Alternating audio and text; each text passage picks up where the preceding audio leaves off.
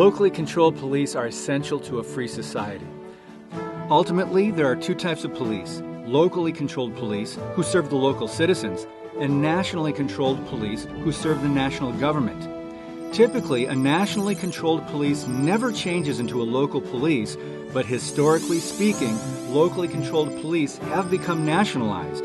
This is something every American should be aware of because signs of nationalization of our local police are all around us.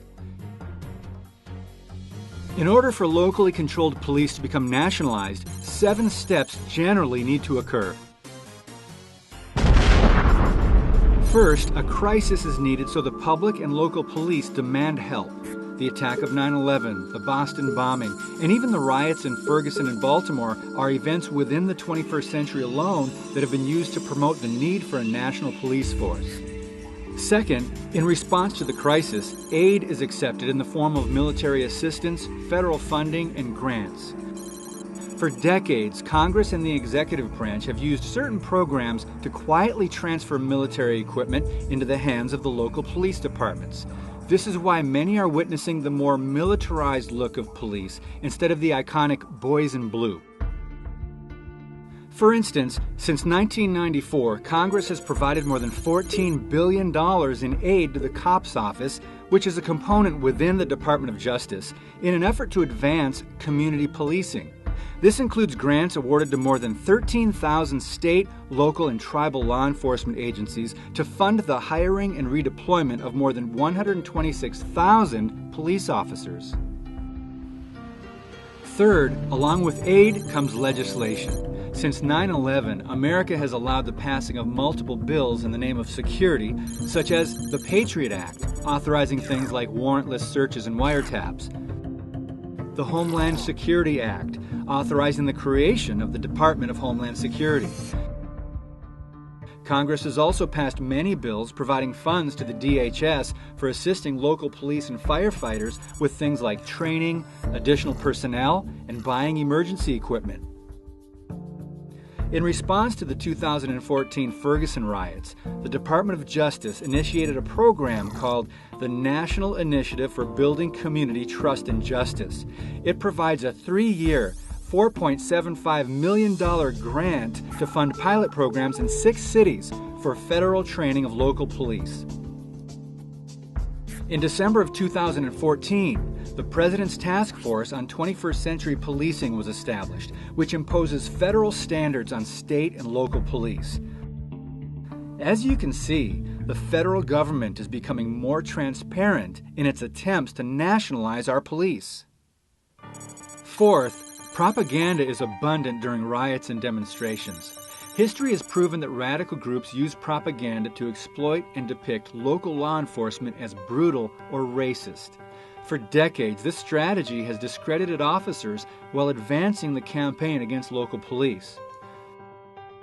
America has witnessed a steady stream of police brutality charges, emanating from the riots of the 60s and 90s all the way to the latest riots in 2015.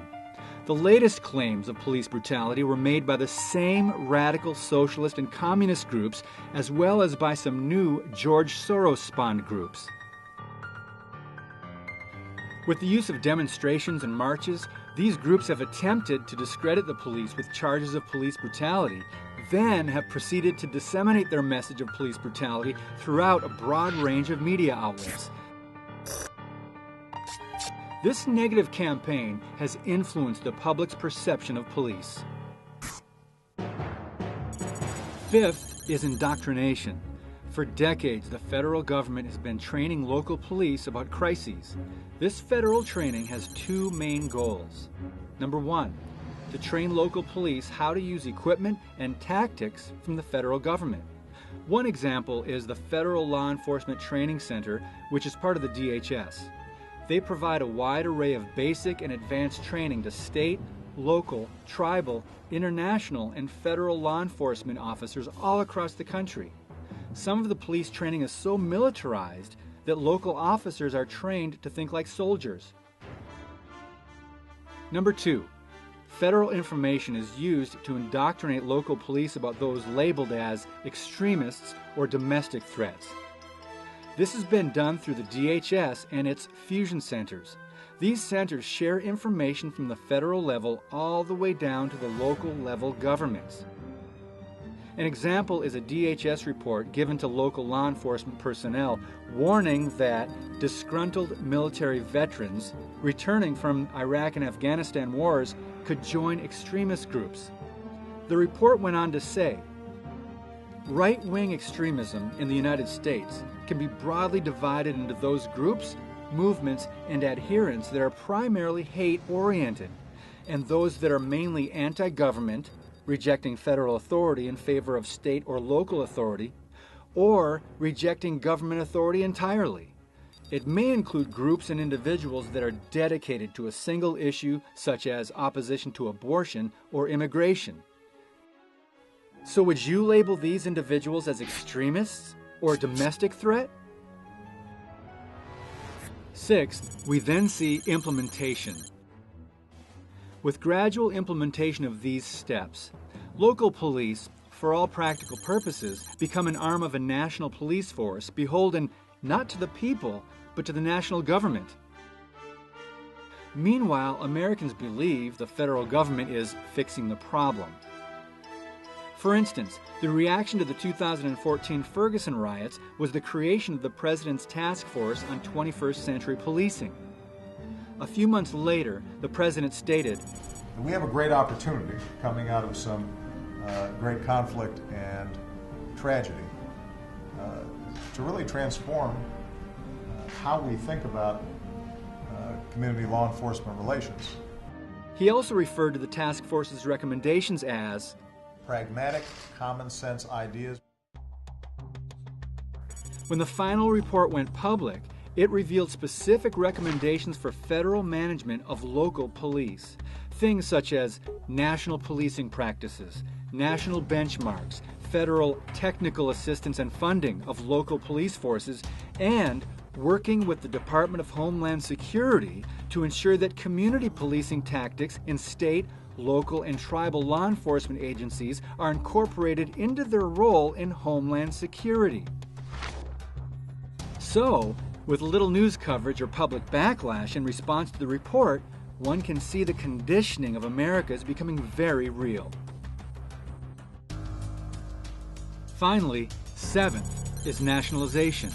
At this point, a true national police force becomes a reality. Local police departments assimilate into a national police force which takes full charge of the responsibilities and duties of previously local and state-controlled law enforcement agencies. Now, as you well know, we are not at this stage yet. However, with the initiatives being promoted by the federal government, many should be alarmed.